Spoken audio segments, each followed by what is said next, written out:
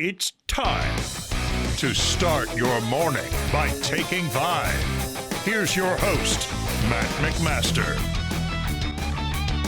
You're listening to Take 5, a quick 5-minute take on the biggest things happening in Nebraska sports. I am your host, Matt McMaster, and today we are talking about the coordinator, John Butler, the defensive coordinator, John Butler, in his comments yesterday at his press conference. Look, there was something that was said that bothered me. And no, it was not when he said when Minnesota broke off a really, really big rush that it caused him to veer away from his game plan. I'm not, look, it's a little low-hanging fruit, and a lot of people have just kind of taken that and run with it. Should you be concerned a little? Should you be freaking out? I don't think so.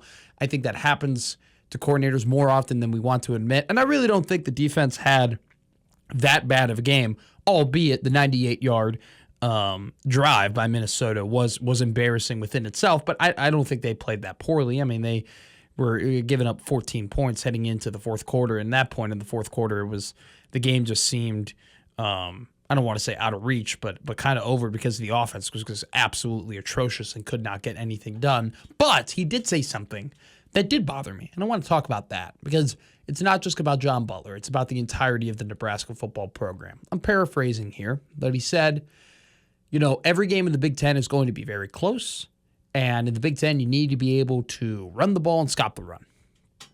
That bothered me. Here's why that bothered me. It didn't bother me because he's wrong. He's right. I don't need to explain to you that he's right. I think we all know inherently that if you're going to win in the Big Ten, you need to be able to punish teams on the ground. You need to be a physical football team because that's just how the league, and in particularly the league's best teams, are built. Here's what bothers me about this statement. Because it's not just a statement coming from John Butler, it's a statement coming from the entirety of the Nebraska football program. The problem with it is that Matt Rhule's been here for 3 years. Matt Rhule has brought in his guys. Like almost everybody on this roster has been brought in by Matt Rhule. And he is building this program in his image. And he talked about these things when he first got to Nebraska about the importance of being physical, the importance of running the ball. At one point, and he hasn't said this in forever, but at one point he said he wanted 75 rushing yards a game in the fourth quarter. My problem with this statement is that Nebraska has had 3 years to get this done, and they have been unable to do so. Okay? Their run game, offensively and defensively, are terrible. Now, offensively, let's just talk about that. Everybody knows that. They're 89th in the country in rushing yards allowed per game. They're allowing 167.5 rushing yards a game. That's out of 136 teams. On top of that, they have given up a ton of explosive run plays. They've given up one to Darius Taylor against Minnesota, gave up one to Justice Haynes against Michigan, actually gave up two, gave up one to Marshall against him, and we saw Brandon Sorsby absolutely just gash Nebraska's runs in the first game of the season against Cincinnati. That's known.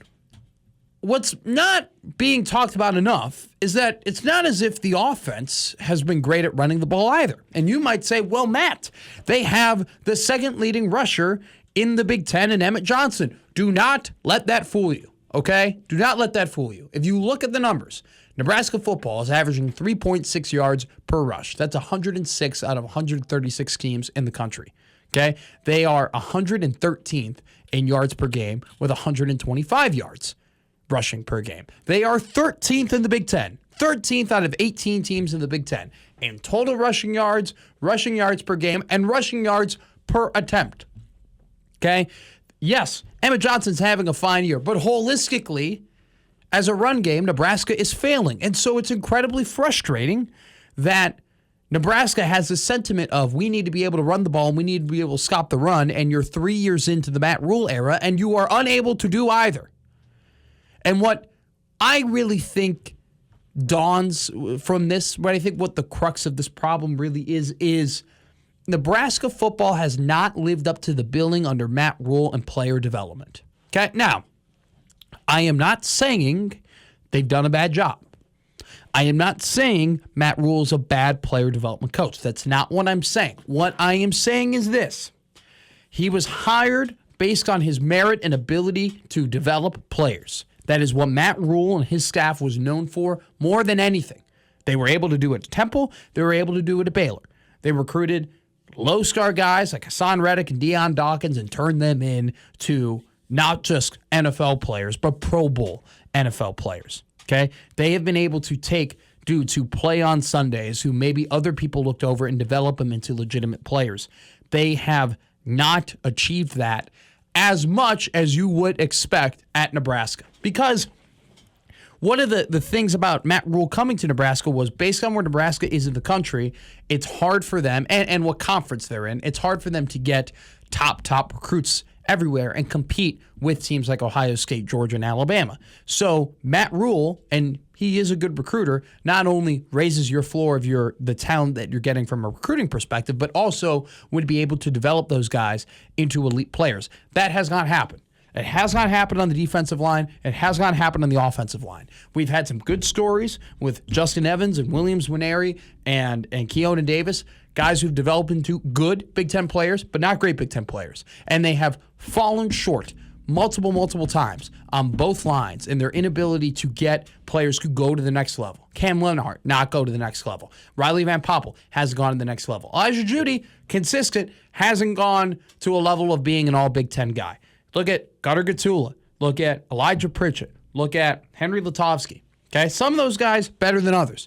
None of those guys have developed into game-wrecking, game-changing guys on the trenches. That's just a fact. And so, yes, it is incredibly frustrating that the belief and the knowledge, and we know that you need to do these two things in the Big Ten, that is all known, and yet in 3 years of Matt Rule being at Nebraska, he has failed to address those things, and he's failed to address those things because he's been unable to cash in on, something he's been able to do elsewhere. It's frustrating that he was able to develop all those guys at Temple and Baylor, and I'm not saying he's bad at developing players, and I'm not saying that he hasn't developed anybody at the University of Nebraska, but his repertoire and his resume from where he was before to where he is now outweighs what his current results at Nebraska when it comes to player development. And that needs to change ASAP, because if Nebraska loses to Northwestern on Saturday, we are going to be having some incredibly uncomfortable conversations about the Matt Rule tenure here at Nebraska. All right, I've been Matt McMaster. That's been Take 5.